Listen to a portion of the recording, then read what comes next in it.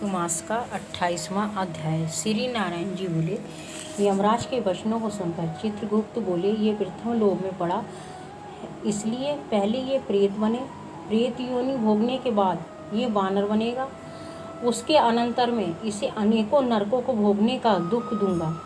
चित्रगुप्त की आज्ञा से दूतों ने उस ब्राह्मण को मारते हुए प्रेत योनि में पटक दिया। वे प्रेत होकर उस वन में, जिसमें फल भी नहीं थे, रहने लगा।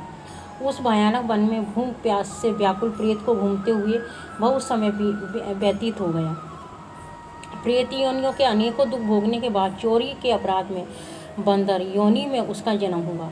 बंदर के रूप में जन्म लेकर वह जम्बू खंड के कालंजर पर्वत पर घने फल फूलदार वृक्षों एवं शीतल जल के सरोवर से युक्त मनोहर स्थान से में विचरने लगा। वहाँ देवराज इंद्र का बनवाया हुआ पापनाशक और पुण्यवर्धक एक अनुपम सरोवर था। उसे मृग तीर्थ कहते थे।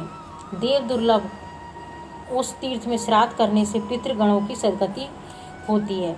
अति प्राचीन काल में इस स्थान पर दैत्यों से डरे हुए देवता पशुओं के रूप में रहकर इस कुंड में आनंद से स्नान किया करते थे।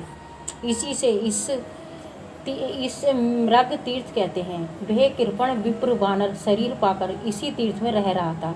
नारद जी ने नारायण से पूछा, हे प्रभु, त्रिलोक को पवित्र करने वाले इस मृग तीर्थ में वह पापी दुष्ट वानर कैसे निवास पा गया?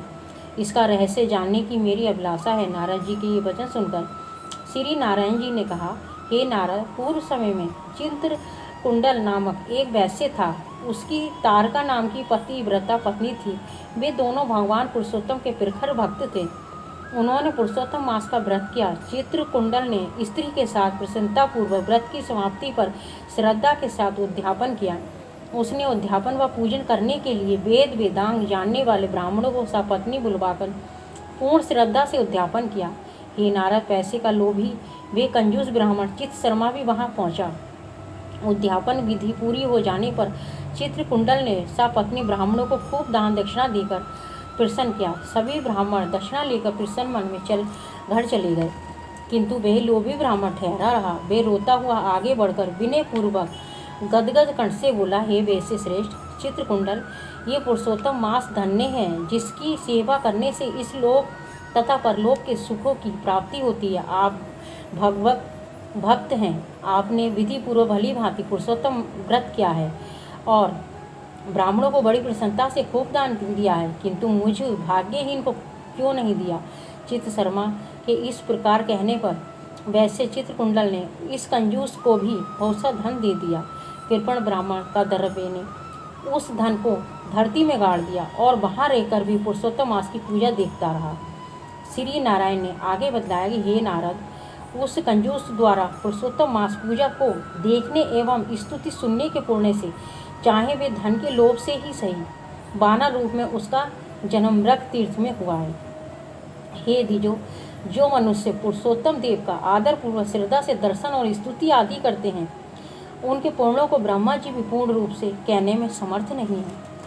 आगे की कथा सुनाते हुए श्री नारायण ने कहा कि उस लोभी और विश्वघाती ब्राह्मण को मृग तीर्थ के हरे भरे वन में जन्म मिला, परंतु वहाँ भी वे भूखा प्यासा भटकता रहता था। जन्म से ही उसके मुख से में पितृ विकार के कारण घाव था, जिसकी पीड़ा के कारण वे करहाता रहता था। घाव से खून बहता रहता था। वे इस प्रकार जीवन से तंग आ चुका था। दिन रात रो रो कर मृत्यु की कामना किया करता था। एक दिन वे बंदर एक ऊंचे पेड़ से पृथ्वी पर गिर पड़ा और दुखी होकर चीखने लगा। उसके अंग अंग टूट गए थे। शरीर शिथिल तथा भूख प्यास से व्याकुल था। इस प्रकार उसे भूखे प्यासे दुख भोगते देव योग से पुरुषोत्तम मास आ गया। पुरुषोत्तम मास के कृष्ण पक्ष की 10वीं के दिन वे प्यास से व्याकुल भटकते हुए एक कुंड के पास पहुंचा। भूख प्यास से व्याकुल वे बंदर कुंड के किनारे एक वृक्ष पर चढ़ गया और एक पेड़ से दूसरे पेड़ पर कूदा, किंतु पूरी तरह से उछल ना सकने के कारण बीच में ही गिरकर कुंड में आ पड़ा। बहुत दिन से भूखा रहने की से उसकी शक्ति क्षीण हो चुकी थी, अतः निर्बलता के कारण उस कुंड से निकलना दुर्लभ हो गया। वे 4 दिन कुंड में पड़ा रहा। 5वें दिन उसके प्राण निकल गए। श्री नारायण ने आगे कहा, हे नारद, पुरुषोत्तम मास में तीर्थ के जल में भीगने के कारण उस वानर के सब पाप निर्वर्त हो गए थे। वह उसी समय नील कमल सदृश सुंदर और दिव्य आभूषणों से भूषित शरीर में दिखने लगा। उसी समय एक विमान जिसमें भगवान के पार्षद बैठे थे वहां आकाश से उतरा। ये देखकर वे दिव्य देहधारी वानर अत्यंत आश्चर्य करने लगा। कहाँ तो मेरे जैसा पापी और कहाँ ये सुख तो किसी महान पुण्य आत्मा के लिए है। इस प्रकार तरह तरह के विचार करते हुए उसे बड़ा ही आश्चर्य हो रहा था, परंतु उसकी समझ में कुछ भी नहीं आ रहा था। और हरि